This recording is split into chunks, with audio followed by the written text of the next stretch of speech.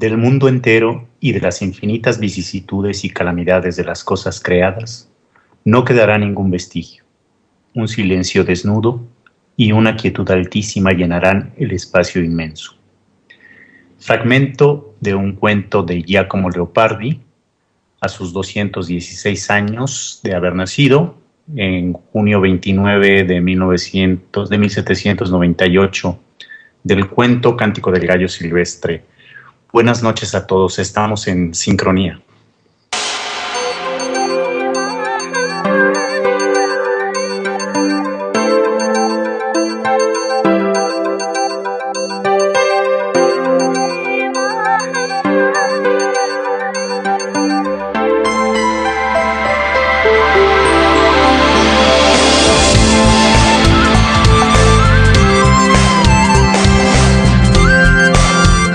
Buenas noches, bienvenidos a Sincronía, su revista cultural favorita, este jueves 26 de junio por la noche. Bueno, aquí sigue el clima turbulento aquí en la Ciudad de México, desde donde los conductores nos encontramos transmitiendo este programa que le trae a usted, como siempre, una serie de contenidos interesantes relacionados con la ciencia, la cultura, el arte, la política y otros tópicos de gran importancia para nuestro público, para ustedes, y sobre todo el ánimo de poner sobre la mesa temas de reflexión, porque es lo que buscamos en Sincronía, sincronizarnos con ustedes para poner temas y líneas de pensamiento, reflexión en temas y tópicos de relevancia para la opinión pública. Y bueno, se encuentra conmigo nuestro compañero Raúl Carán, o mi compañero también Raúl Carán, en la conducción. ¿Qué tal, Raúl? ¿Cómo estás? ¿Qué tal? Buenas noches, Ulises. Pues ya listos para comenzar la transmisión de hoy. Qué buen poema escogiste de Giacomo Leopardi, junto con Guido Cavalcanti, uno de los más grandes poetas medievales italianos, ¿no, Raúl? Sí es del medioevo, ¿verdad? No, Leopardi es romántico, un poco posterior, sí es cierto. Poco posterior al Renacimiento incluso. Sí es cierto, sí es del siglo XVIII, es un poeta romántico. Qué bueno que me corregiste y evitaste a Sincronía caer en un error literario. Y bueno, pues para iniciar esta noche y para que se pongan cómodos, y si viven en la Ciudad de México y ya están resguardados de la posible lluvia, están calientitos y listos para echarse una botana de conocimiento, bueno, pues les ofrecemos esta noche, para empezar el programa, en nuestra sección Matemáticas para Llevar con Rogelio Jiménez. ¿Qué tal? ¿Cómo estás? Rogelio Fernández, perdón. ¿Qué tal? ¿Cómo estás, Rogelio? ¿Qué tal, Ulises? Buenas noches, noches, Raúl. Perdón por la equivocación en tu apellido. No hay problema. Ok, ¿qué nos traes el día de hoy? Buenas noches. Dado que está este evento del que todo el mundo habla, mal o bien, y a veces de manera enajenada, que es el Mundial de Fútbol, pues en esta sección de Matemáticas para Llevar no vamos a hacer una excepción y vamos a hablar del Mundial. Pero vamos a hablar de matemáticas también. Y ustedes se preguntarán cómo pueden surgir las matemáticas en el fútbol. Pues no sé qué idea puedan tener. Tal vez las estadísticas o tal vez las parábolas que hacen los balones cuando los golpean, pero en este caso me voy a centrar exclusivamente en la manera de organizar el Mundial en su primera fase, que es la que está acabando ahorita. Y vamos a tomar ese pretexto para hablar de dos objetos matemáticos, principalmente un objeto que nos lleva al otro. Ese objeto matemático es lo que se llama un grafo, que también se le puede llamar una gráfica. Vamos a ver la primera imagen, donde tenemos un ejemplo de un grafo. ¿Qué cosa es un grafo? Yo prefiero llamarle grafo porque se puede confundir con las gráficas de cálculo, de las cuales también hemos hablado. Entonces, por eso es importante distinguirlo. Bueno, un grafo sí es muy sencillo, es un objeto muy sencillo, consta de un cierto número de vértices o de puntos o de nodos, y cierto número de aristas, que son líneas que conectan los nodos. En esta primera imagen estamos viendo lo que se llama un grafo completo. Es decir, ahí pueden ustedes ver, pueden contar el número de vértices, son 6 vértices, que son estos nodos, estos puntos coloreados en azul. Y bueno, están acomodados de una manera homogénea, simétrica, para que sea bonita la figura, pero en este caso no nos interesa tanto la geometría o la métrica o cuánto mide la distancia de un vértice al otro, sino más bien la conexión que hay entre ellos a través de estas líneas que son las aristas. Este grafo que ustedes están viendo en la pantalla es lo que se llama un grafo completo, es decir, se ponen todas las aristas posibles, no quedan ningún par de vértices sin conectarse. Y se pueden contar el número de aristas dependiendo del número de vértices en un grafo completo, y se le asigna incluso una notación o una abreviatura. En este caso es K6. K indica que es un grafo completo. Bueno, entonces, ¿qué tiene que ver esto con el fútbol? Bueno, pues que en los grupos del Mundial hay en cada grupo 4 equipos y podemos representar cada grupo con un grafo completo. Entonces, en la siguiente imagen, en la número 2, vamos a ver un grafo completo que consta ya no de 6 vértices, sino de 4, o sea, es todavía más sencillo. Tenemos 4 vértices y los unimos cada par de vértices. Podemos abstraer la figura sin fijarnos ahorita en qué colores tienen o qué nombre tiene cada vértice, sino simplemente son 4 vértices y ponemos las 6 aristas posibles que se pueden poner entre esos vértices. Y ahora, en este caso particular de esta segunda imagen, tenemos lo que se llama un grafo dirigido. Es decir, las aristas tienen una dirección que está marcada con esas flechas. En este caso, además, hay aristas que tienen una doble flecha para adaptarnos a lo que está sucediendo en el Mundial. Cada uno de los vértices representa un equipo. Ahí tenemos, a manera de ejemplo, el grupo donde está México, es decir, está Brasil, México, Croacia y Camerún. Ahí están las siglas de cada equipo. Y estamos viendo precisamente el grafo que resultó después de acabar esta primera fase, donde naturalmente la dirección de la flecha indica qué equipo le ganó al otro. Y cuando hay una doble flecha tenemos un empate. Es una manera de insertar la situación en la teoría de grafos dirigidos. Entonces, hay muchas combinaciones posibles. De hecho, cada arista va a representar cada partido que jugaron entre sí 2 equipos, y por eso tenemos 6 aristas, porque en total en cada grupo se jugaron 6 partidos. Y las flechas indican el resultado. Entonces, o gana un equipo o empatan, lo cual quiere decir que se puede asignar un puntaje, como es el caso. Cuando gana un equipo se asignan 3 puntos, cuando empatan a cada uno se asigna 1 punto y por lo tanto en total son 2 puntos en ese partido. Es decir, un partido puede resultar en 3 puntos o en 2 puntos. Muy bien, en la siguiente imagen, en la tercera imagen, vamos a ver un objeto asociado a este grafo dirigido completo. Y es lo que se llama una matriz. Una matriz, quizá ya sepan lo que es un arreglo numérico. En este caso es una matriz cuadrada, la matriz que aparece ahí junto al mismo grafo que habíamos presentado, y que es un arreglo de números. En este caso los números solo pueden ser 0, 1 o 3, que son precisamente los puntos con los que resulta cada equipo después de finalizar un partido. O tiene 0 puntos, o tiene 1 punto si es que hubo empate, o tiene 3 puntos si es que ganó el equipo. Y la matriz, pues, lógicamente también representa el cruce de cada par de equipos, representa justamente el partido que tuvo lugar. Si ustedes leen los renglones de arriba hacia abajo, pues justamente cada renglón corresponde a respectivamente el equipo de Brasil, México, Croacia y Camerún, que son los equipos de este grupo A.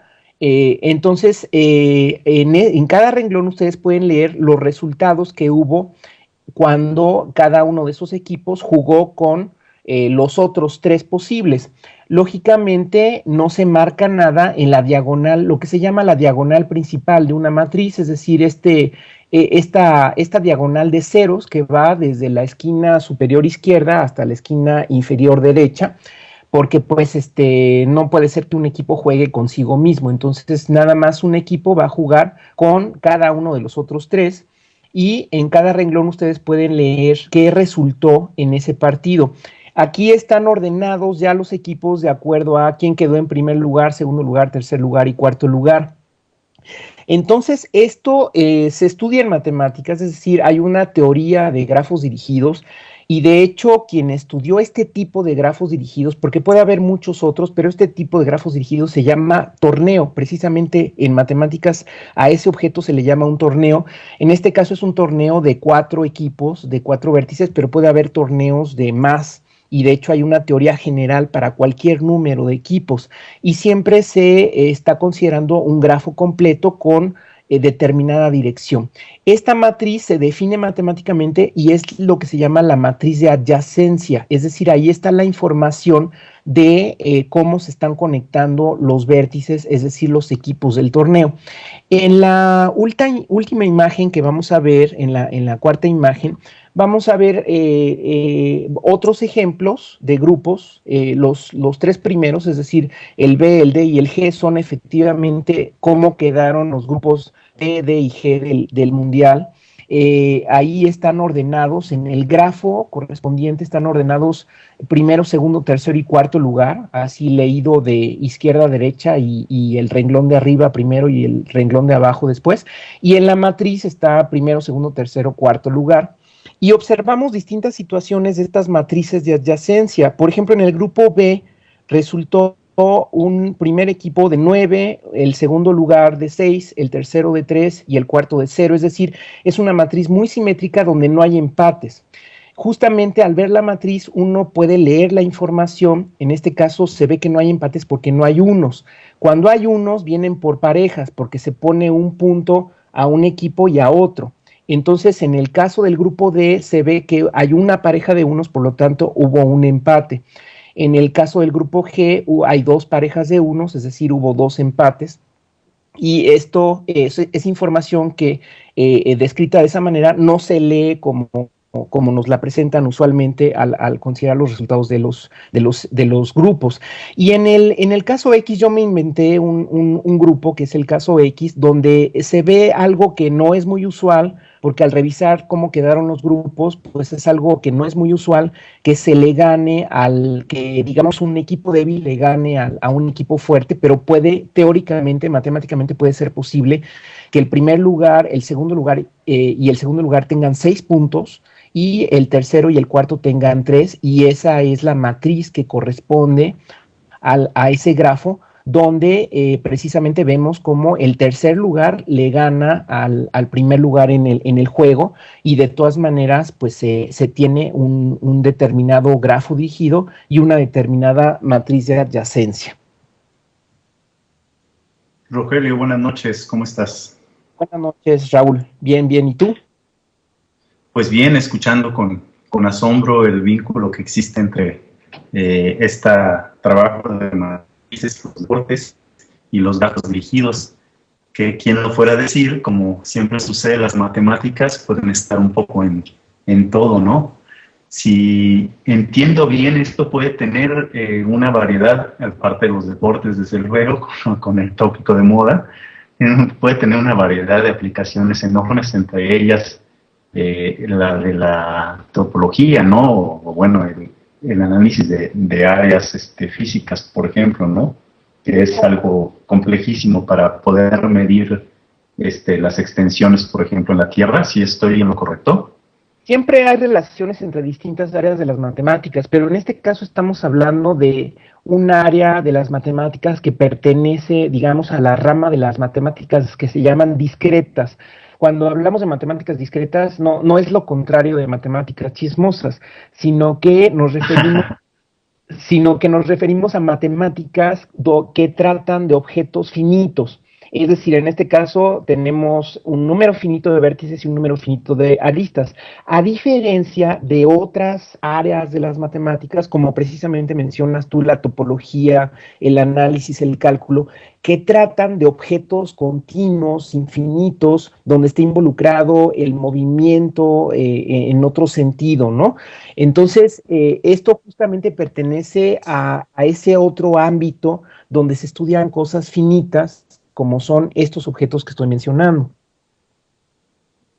Sí, de hecho, yo hago la relación justo por esto, ¿no? No puedo dejar de pensar en geometría. Desde luego no es de ninguna manera ya la correspondencia con la geometría euclidiana, sino algo que tiene que ver con una forma de concebir mucho más plástica la geometría, ¿no? Yo no recuerdo con precisión en algún material que se llama La poesía del universo, escuchaba sobre un matemático que hizo una serie de cálculos utilizando justamente estos grafos, tal como los describes, y le funcionó muy bien. Su trabajo consistía en hacer la medición de las costas de no me acuerdo qué lugar de Europa, ¿no? Y bueno, por eso asocié inmediatamente esto que estabas describiendo, a pesar de que, bueno, en el ejemplo que nos pones está perfectamente empatado con un trabajo de matrices. Sí, sí, porque las matrices, incluso el pasar de, bueno, esto es un pretexto también para platicarles cómo se modela matemáticamente una situación y cómo se echa mano de ciertas herramientas o ciertos objetos que se adaptan a la situación, abstrayendo, digamos, lo esencial, las propiedades esenciales. Y en este caso, estos dos objetos que parecen muy distintos, por un lado un grafo y por otro lado una matriz, están aportando la información de una misma situación real, que es esta cuestión del torneo, que puede ser el fútbol o puede ser cualquier otra competencia, una competencia donde hay ganadores y en este caso hay empates, pero generalmente se estudian torneos donde nada más hay ganadores y hay teoremas matemáticos que hablan de verdades generales acerca de este tipo de torneos. Rogelio, en redes sociales nos están preguntando, supongo que en Twitter Iván de Lao, si se puede explicar todo con una ecuación. Es una pregunta del chat, perdón. Bueno, se refieren a todo. Esa pregunta me suena un poco como la corriente determinista, ¿no? Que bueno, era llevada por los filósofos, aquellos de la Ilustración francesa. Pues digamos que no hay una opinión universal sobre eso, sino que hay varias opiniones. Yo creo que no, definitivamente no hay un determinismo, sino que incluso las mismas leyes del universo van cambiando y también las matemáticas van cambiando. Es decir, parece que es una naturaleza propia de las matemáticas el que cambien, el que se rompan a veces, el que entren en paradojas, en contradicciones y de esa manera se van expandiendo. Entonces eso yo creo que dista bastante del determinismo de tratar de explicarlo todo con una ecuación o con un modelo. Los modelos más bien son acercamientos a la realidad. Bueno, Rogelio, pues muy ilustrativo lo que nos acabas de decir. Yo creo que también todo esto pues tendría que ver o está relacionado de alguna manera con el azar, el caos como conceptos matemáticos que precisamente escapan al determinismo, ¿no? Yo creo que ya estos temas también los andarás tocando y nos los andarás explicando en otras de sus secciones. Y bueno, pues por lo pronto, muchas gracias y buenas noches. Gracias por habernos ilustrado acerca del fútbol y su relación con las matemáticas, Rogelio. No, al contrario, un placer como siempre, Raúl, Ulises. Nos vemos para la próxima. Y bueno, vámonos a...